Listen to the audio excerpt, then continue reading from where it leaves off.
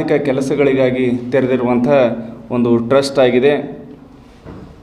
ಅತ್ಯಂತ ಸರಳ ಸಜ್ಜನಿಕ ವ್ಯಕ್ತಿಯಾಗಿದ್ದರು ಸುಭಾಷ್ ಚಂದ್ರ ಪಾಟೀಲ್ ಪಾಳ ಅವರು ಈ ಟ್ರಸ್ಟ್ ಸ್ಥಾಪನೆಯ ನಂತರದಲ್ಲಿ ಒಂದು ಸುಮಾರು ಸಾಮಾಜಿಕ ಕೆಲಸಗಳನ್ನು ಮಾಡ್ತಾ ಬಂದಿದ್ದಾರೆ.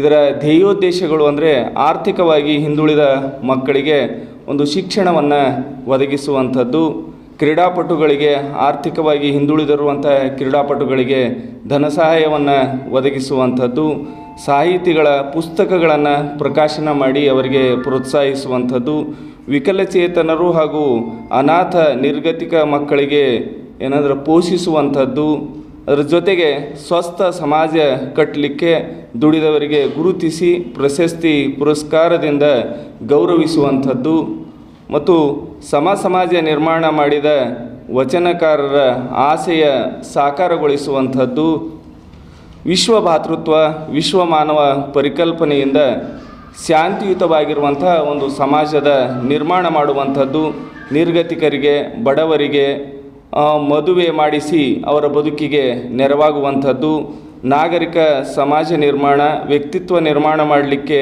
ಸಹಕಾರಿಯಾಗುವಂಥದ್ದು, ಮನುಷ್ಯರಲ್ಲಿ ಎಲ್ಲ ರೀತಿಯ ಭಿನ್ನ ಭೇದ ಭಾವ ಅಳಿಸಿ ಮಾನವ ಬಾಂಧವ್ಯವನ್ನು ಸೃಷ್ಟಿಸಲಿಕ್ಕೆ ಶ್ರಮಿಸುವಂಥದ್ದು ಈ ಟ್ರಸ್ಟಿನ ಮೂಲವಾಗಿರುವಂಥ ಒಂದು ಧ್ಯೇಯೋದ್ದೇಶ ಆಗಿದೆ. ಇನ್ನೊಂದು ನಿಮ್ಮೆಲ್ಲರಿಗೂ ಗೊತ್ತಿರುವಂತೆ ಈ ಟ್ರಸ್ಟ್ ವತಿಯಿಂದ ನೀಡುವಂಥ ಒಂದು ಗೌಡ ಪ್ರಶಸ್ತಿ 2017ರಲ್ಲಿ ಸ್ಥಾಪನೆಯಾಗಿದೆ.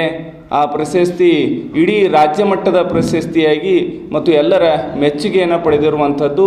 ಇದರ ಉದ್ದೇಶ ಗೌಡ ಮನೆತನ ಅನ್ನುವಂಥದ್ದು ಹಿಂದಿನ ಕಾಲದಲ್ಲಿ ಸಾಮಾಜಿಕವಾಗಿರುವಂಥ ಮತ್ತು ಊರಿನ ಕಲ್ಯಾಣ